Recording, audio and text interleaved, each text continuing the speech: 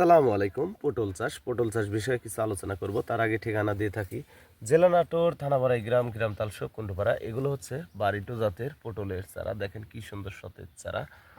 তো প্রিয় ভিউয়ার্স, আমরা এই চারাগুলি লতা থেকে মূলত চারা তৈরি করতে হয়, কারণ বীজ থেকে চারা তৈরি করলে পুরুষের সংখ্যা বেশি হয়। সে কারণে আমরা লতা থেকে চারা তৈরি করি, আর লতা থেকে চারা তৈরি করলে অল্প দিনেই ফসল আসবে।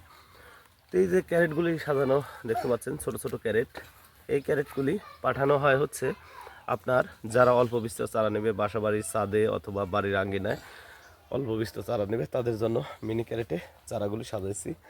আর বড় ক্যারেটে যারা চারা নেবে তাদের জন্য আমরা আলাদা আলাদা সাজিয়েছি। বিভিন্ন জেলা থেকে বিভিন্ন ভাইরা চারা অর্ডার করছেন, এই চারাগুলি আমরা পাঠাচ্ছি। আচ্ছা শাইন ভাই, এই কতটি করে চারা আছে?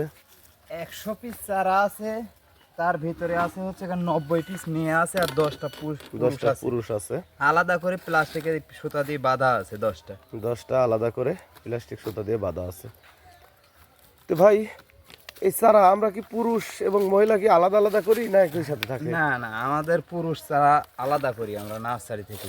আমরা সরাসরি আগেই পুরুষের চারা আলাদা করি, তারপরে আমরা চারা সেল দেওয়ার জন্য প্রস্তুত করি।